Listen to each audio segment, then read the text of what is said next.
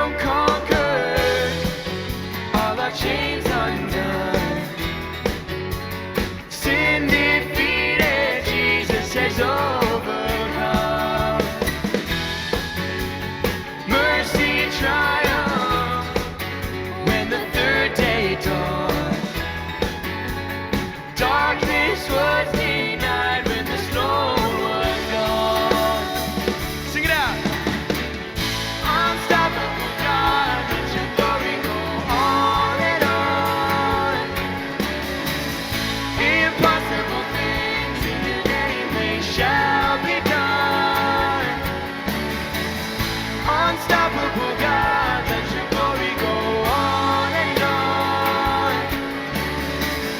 Impossible things in your name, they shall be done.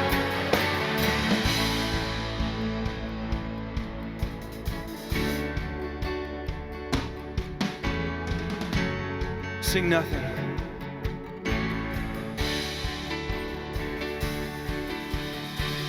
Nothing shall be impossible. Your kingdom reigns unstoppable. We'll shout your praise forevermore. Jesus, our God, unstoppable. Nothing shall be impossible. Your kingdom reigns unstoppable. We'll shout your praise forevermore. Jesus, our God, unstoppable. Nothing shall be impossible. Your kingdom reigns unstoppable. We'll shout your praise forevermore. Jesus, our God, unstoppable. Nothing shall be impossible. Your kingdom reigns unstoppable. We'll shout your praise forevermore. Jesus, our God, unstoppable.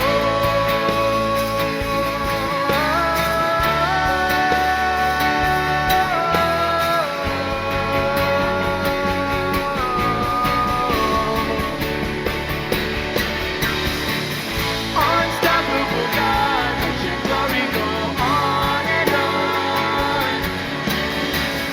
Impossible things in your name, they shall be done.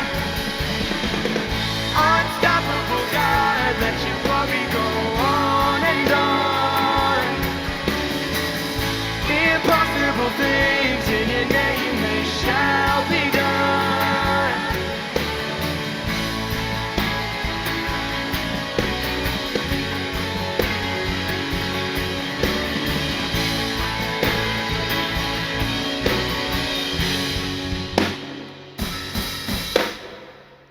What's happening, everyone? I'm so glad you're here.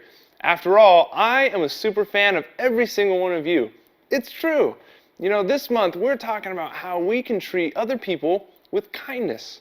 Kindness is showing others that they are valuable by how you treat them. It's really important for us to cheer each other on. It's important for us to let other people know that they matter. We do that with our words and with our actions. But that brings up an interesting question. Exactly how kind do we have to be? Well, we'll find out a little bit later when we take a look at something that Jesus himself said. The Bible. It's 66 books of history, stories, letters, and poetry that fit together to form God's one big story. The epic adventure of how He created us and loves us so much that He made a way to rescue us. As we travel through the Bible, from Genesis to Revelation, we discover people who met God and found their lives changed forever. Now, for an amazing story. Inspired by the book of Matthew, chapter 5, verse 41. Jesus was rocking the world. Everywhere he traveled, he told about the good news of God's kingdom. He called people to turn away from the wrong things they had done, and he healed sick people. Great crowds began to follow Jesus. So one day, he went up on a mountainside and sat down to share with them how God wants us to live. Blessed are those who are humble. They will be given the earth. God created us. He knows that we were designed to find joy and be at peace when we follow His ways, when we see and treat others the way God does. So, right in the middle of what's often called the Sermon on the Mount, Jesus said this. Suppose someone forces you to go 1 mile. Go 2 miles with them. Okay, what? To our ears, this probably sounds like a word problem, or maybe like our PE teacher telling us to go run laps. But the people listening to Jesus knew exactly what he meant. They all lived under the rule of the Caesar in Rome. The Romans had conquered many, many territories. Judea had become a little backwater province of the Roman Empire. And Roman soldiers were sent to keep order. Jesus and all the people he taught lived under Roman rule, and they had to obey the law of Rome, including this one. I decree that any Roman soldier may force a Jew to carry his pack for precisely 1 mile. If you're thinking, what's the big deal? Think again. Being a Roman soldier was not for wimps. Sometimes the packs they carried weighed as much as 100 pounds. It took real grit and stamina to march for miles carrying that much gear. So it wasn't unusual for a soldier to call on some random person along the road to haul their pack for 1 mile, or about 1,000 steps. And if that person says no, well, it was considered an act of rebellion against the empire.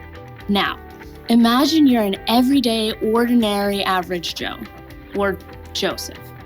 You're hiking along the road, maybe you're on your way to Jerusalem, when you look up, and in the distance you see a Roman soldier heading your way.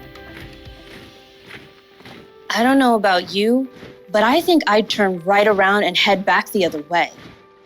Or get off the road and head into a grove of olive trees. Or maybe just avoid eye contact at all costs. But maybe none of that works. The soldier stops, calls you out, and you have no choice but to look up. The soldier orders you to take his heavy pack and haul it along for a whole mile. You can't fight the empire. So, you pick up the pack. And it's forward march. You're probably counting your steps the whole way. 58, 59, just waiting until you can drop that pack. 681, 682, holding out until you can get away from this soldier that sees you as scum. 998, 999, 1,000. That's it. You're free. Roman law says that soldier can't make you go more than 1 mile. So you can toss that pack like it's hot and run on home. Except, Jesus says something else. Suppose someone forces you to go 1 mile. Go 2 miles with them. You had to carry that pack the first mile. You didn't have a choice. But now you get to choose. And if you choose to take that pack another mile, it says a lot. It says, I matter. I'm valuable just like you, and I can make my own choices.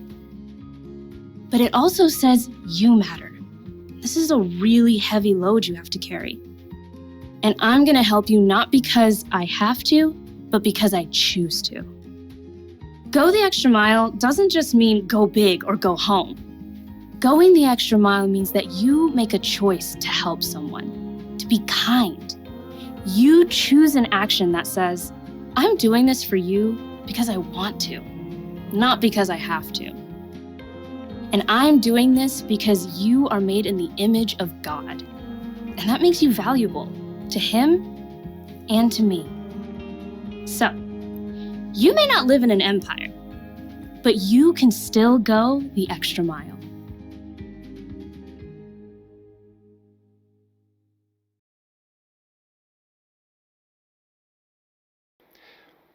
Wow, Jesus really raised the game on kindness, didn't he? It's easy for us to just want to do the bare minimum in the way that we treat other people, especially for people who aren't really our friends. But Jesus challenged all of us to go the extra mile, to show more kindness than we have to.